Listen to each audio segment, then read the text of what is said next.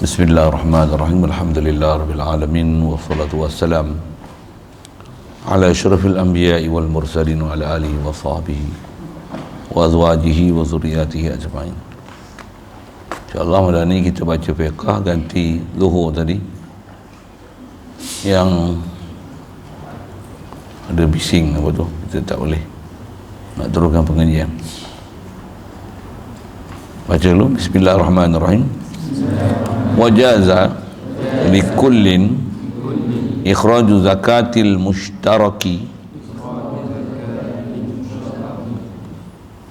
bighairi iznil akhar wa tawkilu kafirin wa sabiyyin bi'ita'iha limu'ayyanin wa ta'jiluha qabla hawlin la li'amaini wa haruma ta'khiruha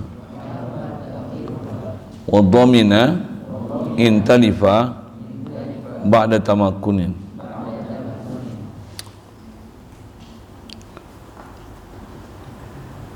Kita masih bahas zakat dan kita nak bicara ni beberapa syarat dalam perkara hukum hakam berkaitan zakat. Yang terdekat kita bicara mengenai wajibnya ada niat.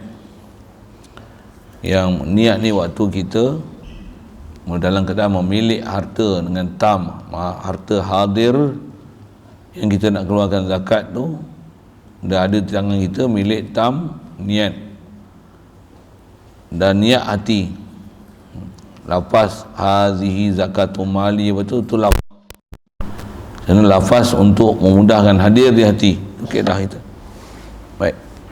Seterusnya kita nak bicara ni, kata dia wajaza, harus likullin, bagi setiap seorang, ikhraju zakatil mushtaraki, keluarkan zakat al mushtarak, ay mal mushtarak, harta yang dikongsi, harta kongsi. Boleh keluar zakat boleh bagi setiap orang yang berkongsi, ikhraju zakatil mushtaraki, keluarkan zakat yang dikongsi. Zakat maksudnya zakat ni yang dikongsi, zakat harta yang dikongsi, bukan zakat tu dikongsi. Zakat harta yang dikongsi boleh keluar ni bi ghairi iznil akhar, dengan ketiadaan izin akhar al mushtarak akhar, rakan kongsi yang satu lagi, atau baca bi ghairi iznil akhari, bi ghairi iznil mushtariki al akhari, lain daripada rakan yang duk mushtarik, yang berkongsi yang lagi satu. Okey, ambil faham situ dulu. Kita bicara yang lepas, selalunya yang tergambar pada kita milik individu lah harta, baik kambing, sawit lah, kurma, anggur, padi, ternakan, unta, lembu, kambing dengan nisab-nisab zakat masing-masing. Yang ni kita nak masuk pula masih bab itu, cuma dulu kita punya perbicaraan ada one person only, seorang je, milik itu seorang. Kita nak bicara ni masalah harta yang mushtarak, harta yang dikongsi. Kaedah kita dalam masalah benda-benda kongsi ni, harta yang dikongsi, perniagaan yang dikongsi, ternakan yang dikongsi, tanaman yang dikongsi, pergi adik-beradik tu. Itu pun ada uraian masing-masing lah. Saya sebut sekali lalu dengan nak kata benda tu berkongsi. Bila berkongsi, tentulah ada persetujuan, hak aku jadi hak bersama, hak aku adalah hak engkau adalah hak aku. Boleh? Faham? Dan biasanya perkongsian ni, kalau yang sama rata tak apalah, sama-sama. Dia ada 50 kambing, kita ada 50 kambing, kongsi. Jadi 100 kambing ni apa? Hak kita. Tak ada mu aku. Yang tu pun antara syarat untuk nama mal mushtarak, harta yang dikongsi. yang tidak bolehlah dikenal pasti mana hak engkau, mana hak aku. Kalau boleh kenal haknya aku punya, tak sah kongsi, tak sah menghimpunkan dua pemilik harta untuk dikongsikan perniagaan, dikongsikan ternakan, dikongsikan harta. Tak boleh. Istilah kongsi ni tak boleh kenal dah hak aku. Bahkan hak tu hak kita bersama. Itu dipanggil harta kongsi. Boleh? Faham? Bukan kongsi Pak Acai ya. Buat lawak bodoh sikit. Kadang-kadang kongsi laya. Lain. Dia kongsi Pak Acai dia tak ingat tu lah. Jadi kongsi ni, contohlah kita ada 50 kambing, dia ada 50 kambing, campur. Kambing siapa? Kambing kita bersama. Kambing kita bersama. Kalau mati nanti macam mana? Walaupun ternyata kambing itu kambing kita, pasal kita kenal lah kambing baru lagi kan. Kita baru je kongsi kambing. Bila kat Padang Ragut, kambing aku ada, kambing kau ada. Tak pun tak kira jantan macam ni lah. Kira sekarang aku dengan kau, separuh ni aku punya, separuh kau punya. Kira 40 contohlah, ataupun 40 50. Kira macam ni lah, kita kira separuh-separuh. Macam mana kira separuh-separuh? Kalau ikut kaedah ni 40 ni 50, maksudnya engkau 4/9, yang ni 5/9. Itu kot bahasanya. Boleh faham? Apa? Ini yang pecahan kadang-kadang matematik kena pakai juga. Tidak jenuh ajar matematik lah. Apa nak sebut? 5/9, 4/9 saya sebut tu. Kalau orang ni keluar 50 ekor, yang ni 40 ekor, kalau nak nama kongsi sama banyak, dia mesti macam ni. Macam mana? Yang ada 50 ekor tu, dia bagi 5 ekor tu dekat orang yang ada 40 ekor tu. Barulah nanti kau dan aku sama banyak. Boleh? Faham saya cakap apa? Kalau harta kau kata kau, atau aku, berapa harta kau, berapa harta aku, yang itulah akan jadi berapa kadar nisbah antara milik engkau dengan aku. Boleh? Engkau aku. Yang senang macam tu tak?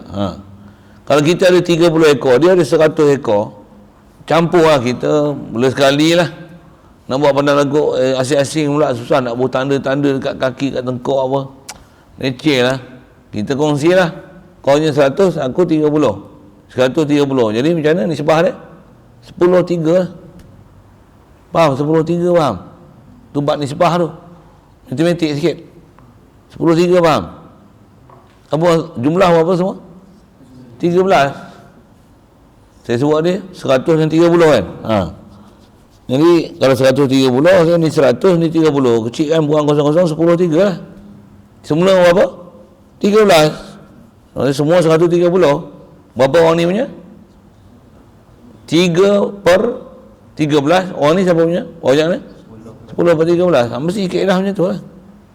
Kalau orang ni 100, yang ni 30, dia kata kita kira sama banyak lah. Kalau kira sama banyak, disyarat dia macam ni. Sebelum kongsi macam ni dulu. Aku ada 100 ekor kambing, engkau ada 30. Macam mana nak kira sama banyak? Dia kena bagi satu angka untuk nanti yang tu milik dia, yang ni milik dia, angka sama. Berapa? 30 nak jadi, bagi 2 sama, jadi 130. 130 bagi 2 apa? 65. Macam mana nak jadi 30 jadi 65? Macam mana 30 nak jadi 65? 35 ekor kambing lagi lah. Jadi 65. Jadi orang yang ada 100 ekor kambing ni nak buat apa? Macam ni lah. Kira sekarang ni kita kongsi lah. Kita kongsi kambing ni. Kambing aku yang 100 ekor tu, sekarang 35 ekor kambing ni yang kau ingat kau. Yang baki aku punya. Berapa baki dia? 65 lah. Ya? 65. Okey, 35 ni aku bagi kau. Sama ada dia tangkap siap ke, dia mau tali ke apa, ataupun dia hebah gitu je. Pasal nak macam mana pun nak kongsi kan. Sah dia bagi, sah. Dia kata, memang dia kata aku nak bagi kau 35 ekor. 35 ni daripada 100 ni aku bagi kau. Okey, sekarang kau ada berapa kambing? 30. Aku bagi kau 35. Jadi kau 65 ekor, akunya tinggal 65 ekor. Okey, sekarang kita kongsilah. Kita kira 50-50. Baru sah. Kalau tidak, tak jadi. Dia tak boleh redha bodoh-bodoh itu. Ini 100, ini 30, kita kira sama banyak lah. Tak boleh. Tengkau, takut. Dia masih ikut kaedah dia ni cepat. Kalau nak buat, itu hilah dia. Itu kefiat dia. Supaya dia boleh dibagi sama banyak. Kalau tidak, kadar harta kau, modal kau, itu adalah nisbah pemilikan kau. Kalau nisbah saham-saham pemilikan syarikat apa, berapa persen daripada syarikat. Macam itulah prinsip dia kan. Jadi saya dah ajar macam mana supaya dia boleh jadi sama banyak. Macam mana pun kaedah harta kongsi ni, dia berapa orang ni punya, itulah nanti akan dikadarkan. Jadi kalau mati. Kalau kambing tu, bila mati? Kambing sama mati? Kambing kita. Bukan kambing kau ke ni? Itu yang antara syarat-syarat. Kalau kita belajar khas bab-bab musytarak ni, dia mesti harta tu dicampur sehingga tak boleh kenal lah hang dan aku punya. Kalau kambing lah, dia kambing biri-biri, kita kambing biri. Campur tu tak kenal lah biri-biri sama. Saya misalnya ada ayam, nak kongsi ni, contoh kongsi. Mereka pun ada ayam, tapi yang ni ayam gajah, saya ayam hutan. Mana nak sama? Kalau kahwin pun boleh kena, yang mati ni ayam hutan saja. Yang gajah ni tak mati. Contoh, boleh tak boleh campur tu. Kalau nak campur juga macam mana? Sama jenis. Kalau nak campur yang tak sama jenis macam mana? Kena bagilah. Dia bagi saya separuh, saya bagi dia separuh. Saya katalah ada 10 ekor ayam hutan, dia ada 10 ekor ayam gajah. Kita boleh sekali ya Ustaz? Boleh sekali. Kalau nanti jadi kongsi kan? Macam mana jadi sekali? Saya bagi kat dia 5 ekor ayam hutan, dia bagi saya 5 ekor ayam gajah. Jadi siapa punya sekarang? Ayam kita. Kalau mati pun ayam apa? Ayam kita. Walaupun mati ayam gajah, boleh jadi ayam kita, boleh jadi ayam dia. Ayam aku boleh jadi ayam dia kan? Kenapa? Pasal dia dah bagi. Boleh jadi yang mati itu ayam kita, boleh jadi ayam dia. Kalau engkau nya ayam hutan, tetap ayam hutan, akunya ayam gajah, tetap ayam gajah. Mana mau? Tak jadi kongsi macam tu. Boleh, faham? Satu syarat kongsi ni, dia tak boleh dah nak dikenal antara kau dan aku. Boleh, faham? Satu kambing biri-biri boleh campur tak dengan kambing kacang? Macam mana? Macam tadi lah, kaedah tadi lah. Tapi kalau engkau punya biri-biri, aku punya kacang, bela sekali lah. Kalau bela sekali, kambing biri-biri adalah biri-biri, kambing kacang adalah kambing kacang, kambing biri-biri ialah milik engkau, kambing kacang ialah milik aku. Kalau nak jadi, kita bela sama-sama, macam mana? Aku kena bagi kau separuh, kau bagi separuh. Kalau contoh angka lah. Kalau angka tak sama sekali pun, dah nak bela sama-sama, bahasa pun sama-sama kan. Pula tu, sama-sama tu disebab nak bagi pemilikan nanti bersama, hak pun bersama. Mesti bagi kira elok-elok berapa kambing kacang kau, berapa kambing biri-biri ni, bila nak jumlah hang nak bagi separuh ni. Kalau nak bagi sama hang bagi kambing kacang ni, yang ni biri-biri ni. Kalau lain-lain angka, tapi ni biri-biri ni kambing kacang, tak boleh sampai kiamat untuk campur. Siapa? Ni lain. Kalau nak macam mana? Kira angka. Ni 30, ni 80 saja. Ni 30, ni 80. Macam mana? 80 ni bagi separuh kat dia, 30 ni bagi separuh kat dia belah ni. Jadi nanti separuh hangnya, separuh aku punya. Boleh? Campur? Macam mana? Kambing kita. Kambing biri-biri pun ada kita punya, kambing kacang pun ada kita punya. Mana? Musyarak lah, kongsi. Jadi setiap ekor sekarang, apa dia? Milik bersama. Kalau saya jual harga dia 1,000, macam mana? Kau 500, aku 500. Pasal apa? Walaupun saya jual tu kambing biri-biri, contoh. Siapa punya? Kenapa pula kita kan dia punya? Dan kau dah bagi aku kan? Mesti bagi. Kalau tidak, tak boleh. Tak boleh campur. Misalnya kedai, dia kan mendekat, kita kan mati. Kita kongsi lah. Yang berlaku kan mendekat, yang mati tak laku. Kata, aku kan mendekat, aku punya. Yang tak laku kan mati kau. Ya, tu yang tak boleh berniaga macam tu. Jadi kalau campur macam mana? Mesti satu jenis, tu satu. Tak jenis, tak sama jenis. Jom, saya dah ajar. Berapa lay kain melekat kau ada? Ada 2,000. Okey. Macam ni saya ada 1,000 je kain batik. Jadi saya punya modal 1,000. Awaknya 2,000 lah. Tu macam mana nak sama? Jadi nisbah sekarang 2-1 lah. 2-1. Tapi kain melekat, kain batik macam mana nak campur? Macam ni. Aku bagi kain batik kau separuh. Aku ada 1,000 tadi. Saya sebut 1,000 tadi. 1,500 aku bagi kau 500 lay. Engkau nya berapa ribu ni? 2,000. 1,000 kau bagi aku. Kalau dia senang, banyak lah aku nak bagi kau 1,000, kau bagi aku 500. Ya? Tak payah kongsi lah. Dah senang banyak. Tadi kata nak kongsi. Macam nak bagus, nak baik je. Habis-habis, duk senang banyak lah. Baik tak payah kongsi. Baik aku jual sendiri, senang. Tak habis ke? Melekat aku pakai. Kata nak kongsi, tapi buat muka masam je tu. Kau pakai kaedah siapa? Kau lempang lagi apa tu? Kasar sikit tu. Kasar sikit. Prinsip mesti faham. Prinsip nak campur. Boleh? Boleh? Lepas tu bila tak faham tu yang kacau tu. Kaedah kita dalam fiqah untuk bagi milik bersama ni dia ada syarat-syarat macam tu. Kalau masih hang kau punya biri-biri, itu pun lembu dengan biri-biri sama lah. Kita ada biri-biri, lembu macam mana? Kita boleh sama-sama lah. Macam mana nak jadi kambing kau adalah lembu kau adalah lembu aku, kambing aku adalah kambing kau. Macam mana? Kaedah apa bagi kita kira sama banyak. Kalau kira sama banyak, jadilah aku bagi separuh kat hang bagi separuh kat aku. Jadi aku punya separuh sekarang, kambing ni aku punya separuh, hang punya separuh, lembu pun hang punya separuh, aku punya separuh. Jadi kita sama-sama banyak. Contohlah kan. Kalau tak setuju, buang angka lain lah. Kalau nak bagi misalnya 3-7 misalnya, nak bagi 3-7, lengkapkan angka tu pada per 100 kan. Jadi saya ajar boleh, tapi saya ajar matematik lagi melengung kan dengar. Saya bagi misal macam tu padan lah kan, padan lah.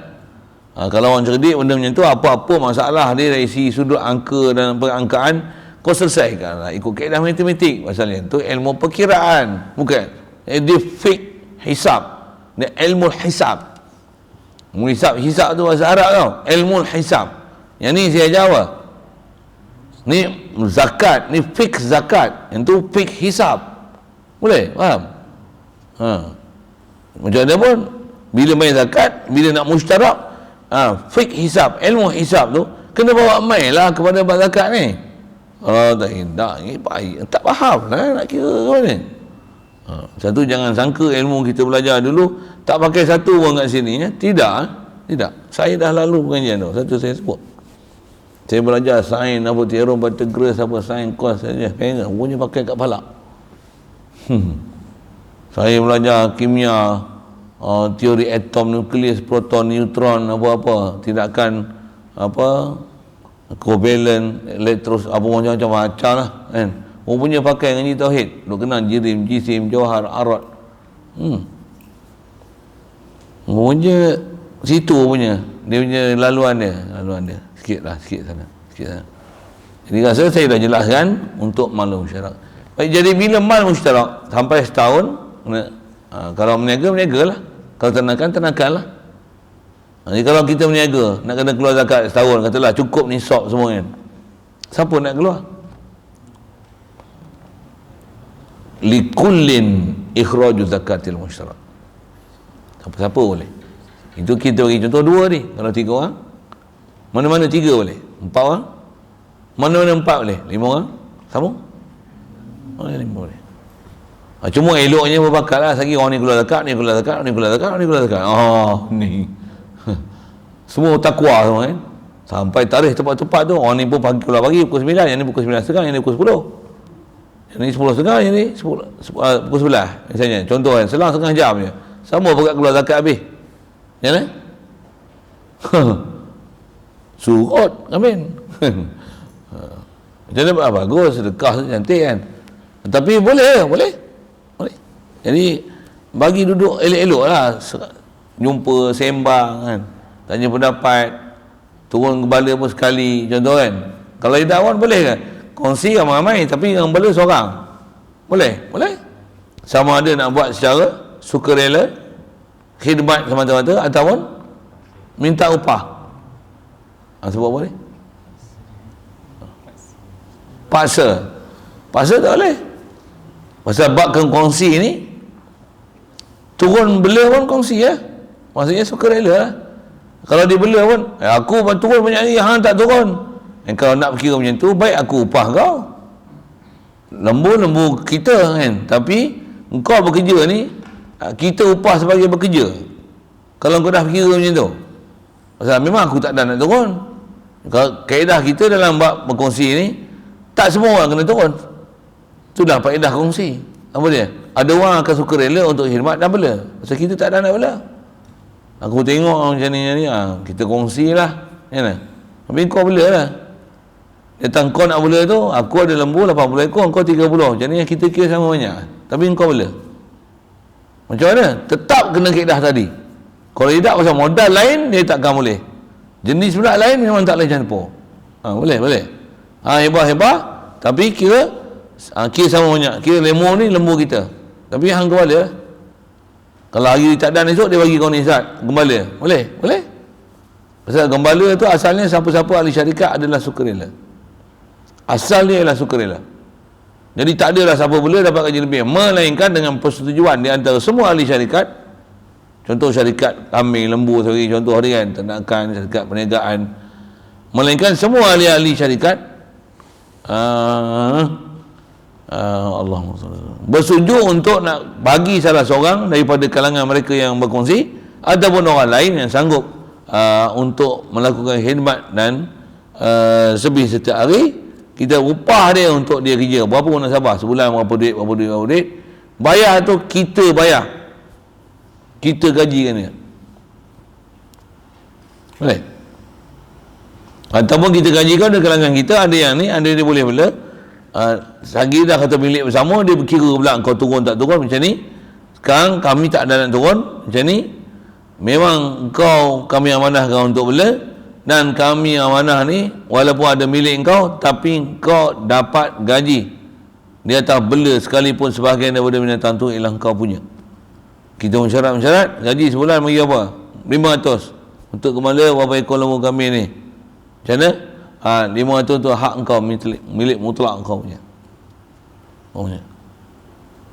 Tak campur dengan hasil-hasil tu. Siapa? Yang tu hasil ternakan, yang ni upah di atas dia diberikan amanah untuk buat penjagaan ataupun pengurusan. Macam mana pun sukarela boleh. Lagi boleh geng yang lain suka hati lah. Siapa? Orang ada orang jaga, ada orang pergi makan kan. Dia kata dah, senang banyak. Memang kawan tu pun kata tak apa, saya memang seronok boleh binatang. Okay, jalan. Jadi ada bayar apa-apa tak? Atas nama asal, bila tak ada persetujuan, tak ada bayar apa-apa. Tapi ihsannya macam mana? Dah dapat duit esok Ustaz, dia kata tuan yang ni duit ternakan yang boleh dijual ni untuk buat korban apa tu, berapa orang beli file macam ni dia tunjuk. Untuk orang nak beli daging untuk korban apa, beli lembu kita, beli kambing kita tunjuk ni file ni berapa nak kena zakat ni. Pasal lembu ni, kambing ni banyak ni macam ni. Jadi siapa nak keluar zakat? Siapa-siapa daripada, contoh kalau 2 orang tu, kalau 5 orang lah, untuk kata kami wakilkan kau untuk keluar zakat bagi kami. Berapa kira semua? Bagi serah kat dia, wakil kat dia, dia yang niat. Itu kata niat bagi wakil.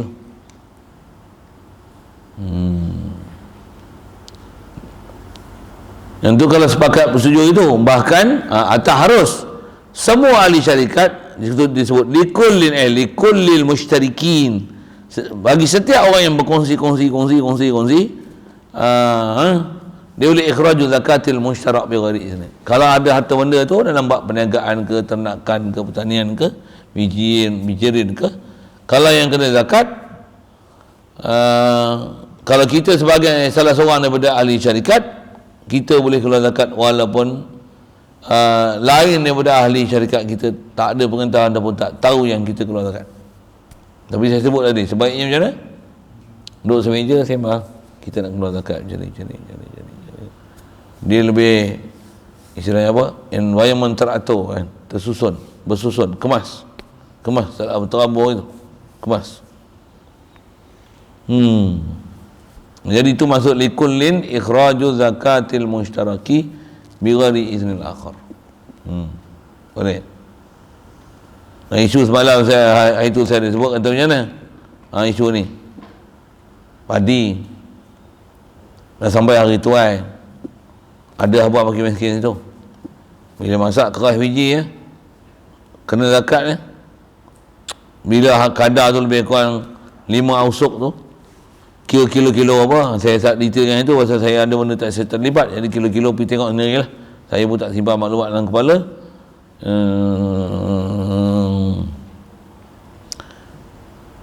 Jadi bila kita jual padi kat undang tu, asalnya kalau katalah dia ada 1000 gantang, dia ada 1000 gantang, 100 gantang asnaf punya, 900 gantang kita punya. Kenapa? Kena zakat 1/10 unsur. Bagi pula pakai air bukit, pakai air yang tak kena bayar. Racun rumpai apa saya dah sebut lah bab tu. Jadi kalau ikut harta kita tu, ada harta bagi miskin. Boleh tak keluar zakat? Yang kalau ikut yang kita punya tuan, tapi ada situ pakai miskin punya. Boleh tak kita keluar zakat? Sedangkan dalam harta tu yang banyak-banyak tu, ada yang 100 kilo, contoh saya bagi 1000 ni, 100 kilo tu bukan kita punya, dia dalam bentuk bukan kita punya. Adakah dia dah sah jadi milik asnaf, ataupun dia masih di atas nama asnaf, belum khas tentu? Macam mana? Jawab. Belum khas lagi kan? Pasal apa belum khas? Tak bagi lagi. Bila tak lagi macam mana pun, kalau kata contoh saya sebut 1000 tan tadi, 1000 tan, 1000 gantang, 1000 tan boleh lah kan, profit 1000 tan tu, 1000 tan, daripada 1000 tan 900 tan kita punya, 100 tan fakir miskin punya. Nak sebut apa? Fakir miskin punya tu, adakah dia hak mustaqil ataupun hak mushtarak? Situ lah dia punya bicara. Kalau hak mustaqil, maksudnya kita memang tak boleh usik 10 tan tu, tu 10 gantang tu pun 10 guni tu. Kalau ada 1000 guni semua, 10 guni memang tak boleh usik. Pasal apa? Pasal kita punya yang baki 10, yang 2,5, 1/10 tu, yang tu asnaf punya. Jangan usik. Bila jangan usik boleh jual tak? Kenapa tak boleh jual? Asnaf punya, bukan kita punya, mana boleh jual? Macam mana pun ada istilah, memang ada bahas kita dalam bab tu, dalam bab muamalat ke depan yang orang jumpa insya-Allah. Apa dia? Dia letih ni, dia sebutnya ni, dia lupa.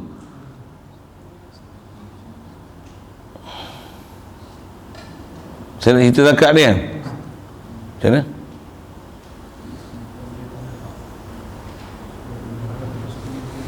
Satu per 10 tu, okey. Kita kalau ikut 1/10 asnaf punya, kita punya 9. Kalau memang harta tu ialah harta mustaqil, yang ni fakir miskinnya, kita tak boleh jual 10 tu. 100 tu. Daripada 1000 guni tu, 100 guni tak boleh jual. Macam apa? Jual harta orang. Boleh faham saja apa? Kenapa harta orang? Fakir miskin punya, bukan kita punya dah. Bila tuai je, kalau kata pakai 1/10 fakir miskin punya dah. Kau setuju tak setuju kan, memang bukan kau punya dah. Kalau jual semua istilahnya zalim. Pasal apa? Jual hak orang. Itu atas satu wajah. Cuma adakah fakir miskin dia dapat hak tu, dia atas istilah mal mustaqil ke mal mushtarak? Situ lah. Boleh faham saja apa? Mal asing maksudnya, kalau kata 1000 tadi, 100 tu dia punya asing. Jadi kita tak boleh campur tangan langsung. Ataupun dia ada 1/10 dalam tu, milik bersama dengan kita. Setuju milik bersama? Nah, memang ada ulama kita bahas macam tu kan. Satu cerita tu. Memang kalau ikut, dah memang dia mau nak jual semua sekali, mana ada asyik-asyik kan. Asyik-asyiknya dipayah pula. Nak bagi-bagi miskin kata dia buat susah aku nak pergi ambil beras lagi, nak cari lori lagi, nak pergi jual lagi. Oh, susah. Banyak berjual lah. Dia bagi tak agak? Dia bagi tak agak? Bagi miskin tu. Dia bagi tak kita jual? Tapi lagi kita bagi duit je lah kat dia. Bagi tak dia jual? Kalau hampa lah bagi miskin tu, bagi tak? Ke hampa nak beras tu? Nak duit ke? Mandi rumput. Kasih mandi ke? Duit, nak duit ke? Nak beras ke? Jadi saya jual bagus tak? Boleh ke saya jual? Kena dengan izin dia, asal. Tapi izin ni kalau hal mustaqil, harta mustaqil. Tapi yang ni perlu tak izin? Bila tak perlu izin? Kalau harta bersama, harta musyarak. Jadi kalau 1000 guni ni, 10 tu adalah milik bagi miskin atas mal musyarak. Boleh kita jual? Pasal apa? Harta kita, beras kita. Betul bila jual, berapa dia punya? 1/10. 1/10. Aku tolong jual. Izin tak? Minta izin dia tak? Tak, boleh. Boleh pasal apa? Mal musyarak. Itu kalau cara tu. Satu orang tanya, boleh ke zakat pergi jual dulu baru keluar zakat? Boleh. Boleh tu atas wajah hak mustahik, hak asnaf tu di atas harta kita adalah hak musyarak, bukan hak mustaqil. Hak mustaqil faham? Mustaqil maksudnya hak terasing separately. Yang dia punya 1/10 tu, kalau contoh 1000 tu 10/100 guni tu dia punya, jadi tak boleh usik lah. Tu hak mustaqil. Tapi dalam banyak-banyak tu dah terasing ke belum? Belum. Tapi kalau ikut dengan apa yang duk buat, baik kita tanggung kata dia ialah mal musyarak, lagi apa lebih relevan, namun dia pun rasanya lagi suka punya tu, pasal kita dah jual siap beras dia. Maka kira-kira 1/10 nah duit zakat. Boleh. Lagi suka itu kan. Kalau kita lah asnaf tu macam mana? Boleh tak? Boleh. Alhamdulillah. Dia yang runtuh dapat duit zakat.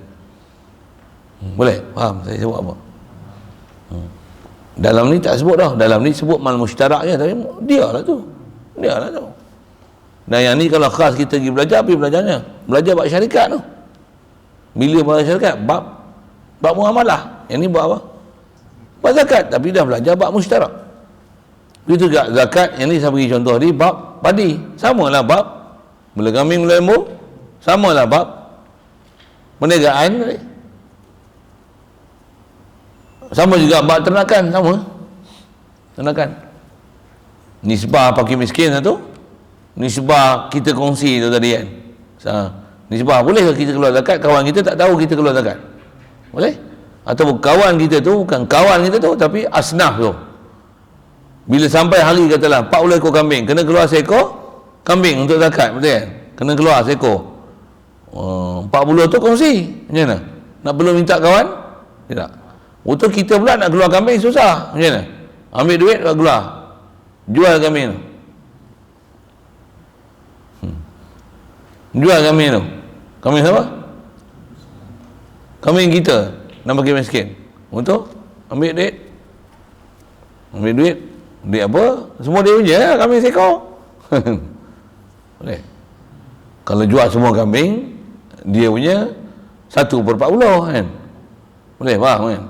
1/40. Yang ni jual satu je. Siapa punya kambing? Okey, asnaf punya. Betul boleh kita jual bagi pihak dia tanpa izin. Pasal apa? Mal musyarak. Milik dalam bab musyarak. Yang ni ialah pekah-pekah yang kata bila ada pendapat ulama dia mal musyarak atau mal mustaqil. Yang inilah ikhtilafu ummati rahmatun. Baru betul syarahnya tu. Baru tu, rabatnya muncul, alhamdulillah. Jangan faham puak-puak tu nanti saya syarah, saya geram, saya balun lagi. Puak-puak tu kalau dengar syarahan ni buat ni, dia pelekehnya mazhab. Adakah kita kena perlu daftar mazhab Syafi'i? Kita ni mazhab Syafi'i ke? Kita beranak-beranak je ni mazhab Syafi'i? Ada isi orang? Ataupun kita ada tak tertulis kat daya ke mazhab Syafi'i ada? Untuk kena gores-gores dah menang. Gores. Kurang ajar sepak lagi kawan tu. Siapa dia tu? Tanya lain. Dia main-main pula dalam bab-bab taklid mazhab ni. Kita orang bodoh, nak buat sendiri ke ikut orang senang? Ikut orang. Orang tu siapa? Ulama mujtahidin. Imam Syafi'i siapa? Daripada kita ikut pendapat kita sendiri, baik kita ikut ulama-ulama yang bakar tu. Dia olok-olok katnya imam-imam mazhab ni. Tu orang macam tu je no. Lari. Tunjuk lampu saya tak buat tu. Bagi buah lutut sekali. Bergarau kita dengar dia orang cakap. Pasal dia orang memang pelak, kurang ajar. Biadab dengan ulama. Disebut Syafi'i tu. Kurang ajar tu. Tapi malangnya majlis agama tak ambil tindakan tu. Kalau ambil tindakan sekali, ubah padang dengan muka sekali, bagi 6 kali sebatan ke, sodak tu kan, menenek punggung. Boh pi bahasa itu. Gigi sesat ni pun, makrifat ni pun, saya tengok hari ni ada tengok, ada yang nama Wan Hizam tu kan. Memang saya ada Ustaz Izzauddin yang bernanti tu, dia ahli majlis fatwa Penang sana. Panggil dia orang, panggil lepat, panggil Ustaz Wan Hizam tu, pasal duduk mengajar belah Penang apa. Memang apa kono ajar makrifat, follower ramai, tapi sesat lah dia je. Banyak benda sesat, menyalahi ahli sunnah macam orang, gila punya sesat. Ada benda kena point tu ada, tapi ada benda yang dia tergelincir, dia tak sedar, dia tak belajar betul-betul. Dia chef je pun, tukang masak. Banyak. Ngaji lah elok, mungkin bapak dia apa kepandai ke satu hal, tapi ngaji lagi habis lah, ngaji bagi betul lah. Apa saya nak sebut ni, ambil tindakan tu. Tapi dah tak ambil tindakan, unit multimedia pun dia macam tak ada ancaman tu, padahal tu ancaman besar tu dalam bab akidah. Pasal ajar-ajaran sesat. Dia lagi bahaya daripada COVID. COVID tak bunuh orang. Buat-buat tu sesat tu dia bunuh orang tu. Ya. Apa saya nak sebut ni? Marifat tu lah sikit tadi.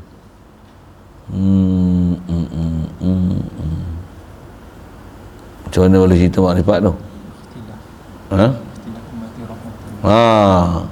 Rahmatun tu, rahmat.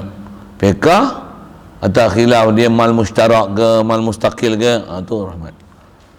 Tapi lah ni pendapat-pendapat ahli sesat-sesat tu, yang tu bukan rahmat, itu balak. Benda tak khilaf dia kata khilaf, itu balak. Bahkan benda merepet sampai yang tu jadi satu pendapat, itu balak. Taklid mazhab benda bagus, tapi pada dia itu adalah khurafat, bid'ah, pasal tak ikut dalil nas yang terang. Sesat.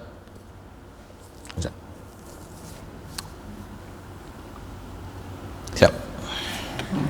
Kau taukilun situ dulu. Ni bab wakil pula.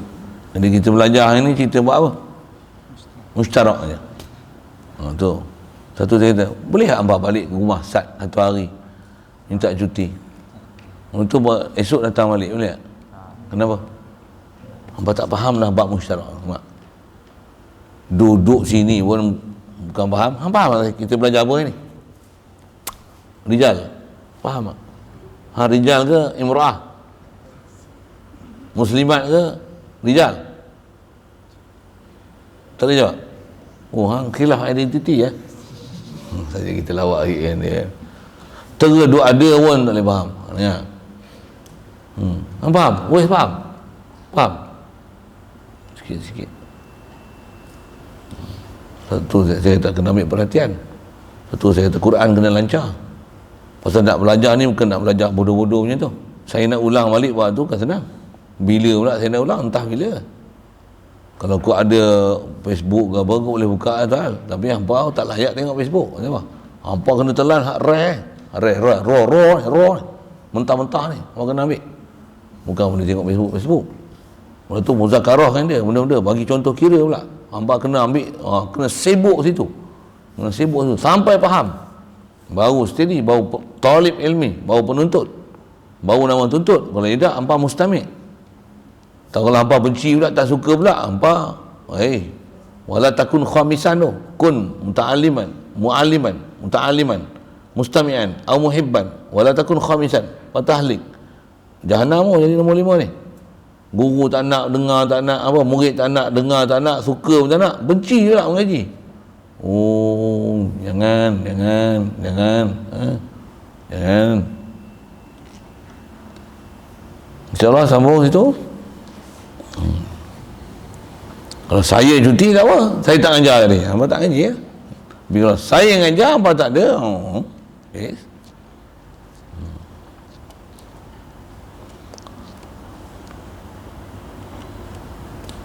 Ada soal?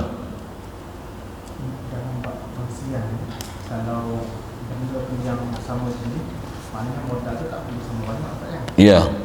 Yang kalau nak sama banyak untuk mengungkapkan ada. Ya. Nanti kalau tadi kalau masa nak kira nanti dia kira matematik yang proper kan? Ya. Kalau yang bukan sama Tak sama jenis tu, kena cari helah supaya dia sama jenis.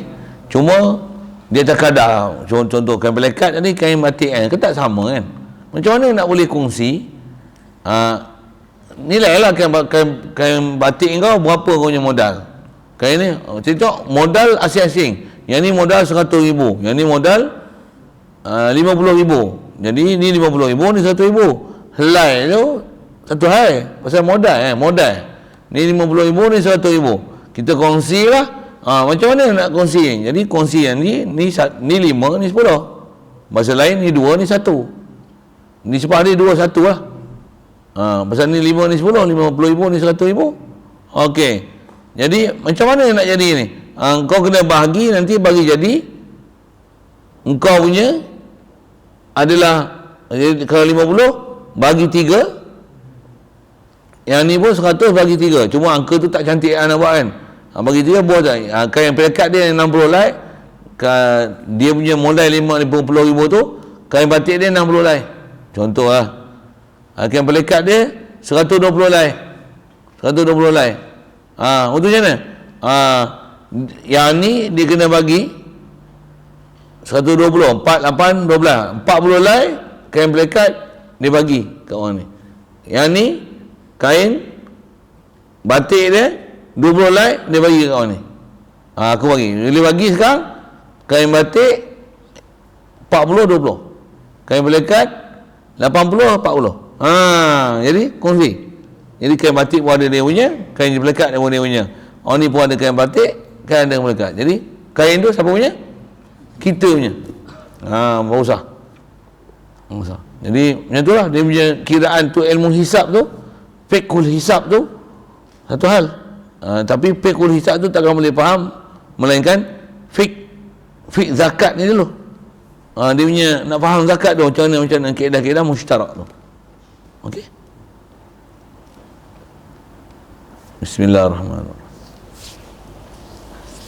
Allahumma nawwir qulubana min nuri hidayatika kama nawwartal arda min nuri syamsika wa lan abada bi rahmatika ya arhamar rahimin warzuqna fahman nabiyyin wa hifzal mursalin wa ilhamal malaikatil muqarrabin wa sallim tasliman ala jamil anbiya'i wal mursalin walhamdulillahi rabbil alamin.